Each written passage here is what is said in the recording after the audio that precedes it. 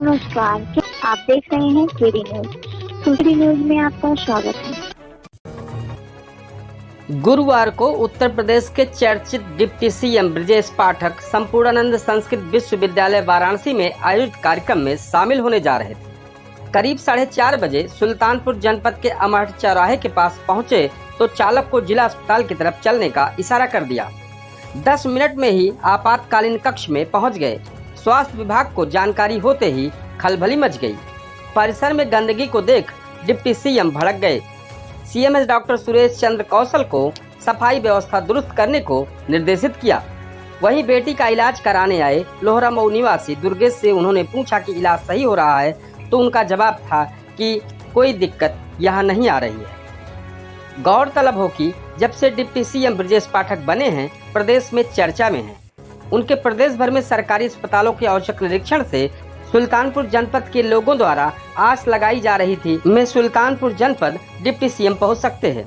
इसी कड़ी में सुल्तानपुर जनपद में डिप्टी सीएम ब्रजेश पाठक गुरुवार की शाम अचानक जिला अस्पताल आधम के निरीक्षण कर मरीजों व तीमारदारों के स्वास्थ्य सेवाओं की जानकारी ली।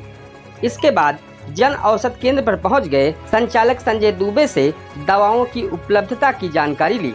सवाल किया कि क्या डॉक्टरों द्वारा बाहर की दवाइयां लिखी जाती हैं, तो इस पर उनका जवाब था, इस बीच कुछ सुधार हुआ है। और प्राइवेट अच्छा व्यवहार में करके देना है। अब आप हमारी मदद करिए और हम आपके साथ हैं। ये मान के लिए कि आपके परिवार में हम, ठीक है ना, कभी पूछो मुझे इसका सफाई का सब ध्यान रखिए। इसमें डॉक्टर हम लोग जो बिजली का है ना, इसमें डॉक्टर एक लकड़ी का बॉक्स बना दीजिए हमको बंद कर दीजिए। जैसे ये बिजली तो खराब लग रहा है ना, इसको बंद कर लकड़ी बॉक्स बनवा कर। डिप्टी सीएम ने मुख्य चिकित्सा अधीक्षक कार्यालय में रखे रजिस्टरों का अवलोकन किया। मौजूद कर्मचारियों से पूछा कि सीएमएस आते हैं कि नहीं। सभी का जवाब था कि आते हैं। शौचालय के पास गंदगी देख सफाई के लिए निर्देशित किया। साथ ही कहा कि दवाओं की कमी न होने पाए, इसके लिए 1 सप्ताह पूर्व ही डिमांड भेज दें। विशेष परिस्थितियों में ही मरीजों को रेफर करें।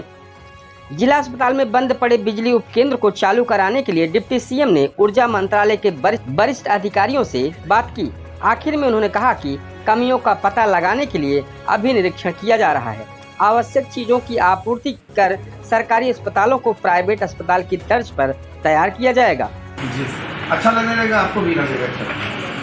अस्पताल नहीं पहुंचा देगा तब तक हम दवाई की सप्लाई नहीं मानेंगे। यही चीज है ना, आप सहमत है इससे? आप लोग मदद करिएगा। अच्छा, आप लोग अच्छा काम कर रहे हैं, आप बहुत अच्छा काम कर रहे हैं। हमारी मदद करिए, लोगों को लगे कि अस्पताल हमारी मदद करिएगा और हम आपके साथ हैं। ये मान के लिए कि आपके परिवार में हम हैं, ठीक है ना। कभी पूछो मुझे बताइए इसका सफाई का ध्यान रखते हुए जमाता है। आ रहे हैं मेरे अगले लागे ना, कोई दिक्कत तो नहीं है। कितनी आई दवाई रखते हो?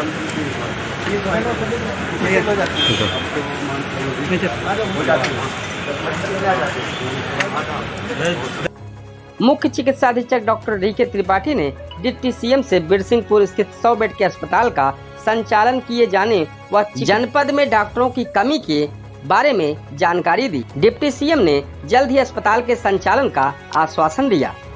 उन्होंने जल्द ही अस्पताल के संचालन का आश्वासन दिया। कहा कि डॉक्टरों की भर्ती प्रक्रिया चल रही है, जल्द ही समस्या दूर हो जाएगी। सर, आज अचानक सुल्तानपुर क्या कहें? सर, सुल्तानपुर जनपद मुख्यालय के हम जो डिस्ट्रिक्ट हॉस्पिटल में आए हैं और मुझे लगा कि यहाँ के जो मरीज हैं उनकी हम परेशानी समझें, अस्पताल में हमारे जो चिकित्सक हैं उनकी दिक्कतों को देखें और जो सुल्तानपुर नगर और ज़िले के लोग हैं उनको भी हम मिल करके उनकी बात समझें। तो हमें जो भी जानकारियाँ मिली उसको हम सुधार करने के लिए कह रहे हैं और अस्पताल परिसर में हमारा मानना है कि मरीज को भगवान मान करके हम लोग सेवा करें। इसमें हमारे चिकित्सक मित्र हमारी मदद कर रहे हैं, सभी हमारा पैरामेडिकल स्टाफ मदद कर रहा है। मरीजों को जो सरकार दवाइयाँ दे रही है उनको उपलब्ध हों और सभी प्रकार से मरीज चिंता मुक्त होकर के सरकारी अस्पताल में आए। हम बिल्कुल उनके साथ हैं, परिवार के साथ हैं और ये मान के चलें कि इससे बेहतर इंतजाम कोई कर नहीं पाएगा। सर दवा नहीं, सर भाई मैं बता रहा हूँ, अभी पूरा इंतजाम करूँगा। अभी आज हमने कहा है, आपके सामने सीएमओ साहब से कहा, सीएमओ साहब से कि दवाइयाँ अगर खत्म हो जाती हैं तो 1 सप्ताह पहले ही डिमांड नोट लखनऊ भेज दें, जिससे आपके पास खत्म होने का कोई ना निकले मुँह से। 1 सप्ताह पहले ही मांग के अनुसार दवाइयों को ला करके हॉस्पिटल में रख लें, जिससे ना निकले। तो हमारे जो मरीज हैं, जो हमारे परिवार के लोग आते हैं बीमार होकर के, पूरे प्रदेश की जनता हमारी परिवार की सदस्य की तरह है, उनकी सेवा हम लोगों को मिलता है। आज ही व्हाट्सएप करो उनको, तो हम नगर विकास मंत्री से बात करके इसको ईओ साहब हो गए तत्काल शुरू कर, है ना, और इसको संचालन अपने हाथ में ले लो आप। और सर ये दिव्यांगों के लिए जो बना हुआ वो भी 2 जनरेटर की भरोसे पूरा जिला अस्पताल चल रहा है। अच्छा। अगर वो लाइट शुरू हो जाएगी तो पूरे जिले में लाइट रहे या न रहे, लेकिन जिला अस्पताल में जरूर रहेगी। लेकिन वो अभी तक शुरू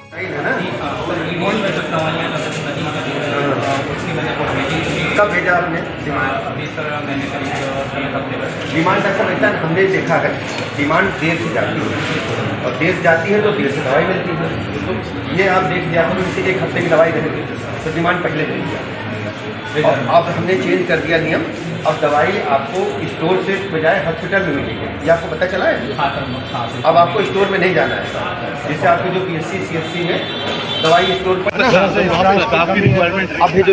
दोनों चाहिए। बाकी तो आपको करवाई वर्तमान हमारे पास संसाधन है, और जो चाहिए वो लिस्ट भेजो। लेकिन कोई भी हॉस्पिटल बिल्डिंग बंद नहीं होना चाहिए, है ना? बंद नहीं सर, ओपीडी करवा रहा है, ओपीडी जो ट्रामा की आवश्यकताएं हैं, मशीन की, मैन पावर की, हमें भेजो लिस्ट बना करके, और हम इस बजट में कराएंगे। नहीं चला, 5 साल हो गया। अच्छा, अब तक नहीं चला। क्या दिक्कत है सर? बिरसिंहपुर वाला RNN जो है वो करीब 80% काम किए थे जब मैं यहाँ आया था, और साल भर हैमरिंग उनकी करते करते 10% काम खाली किया है। अभी करीब 10% काम बचा है। अच्छा,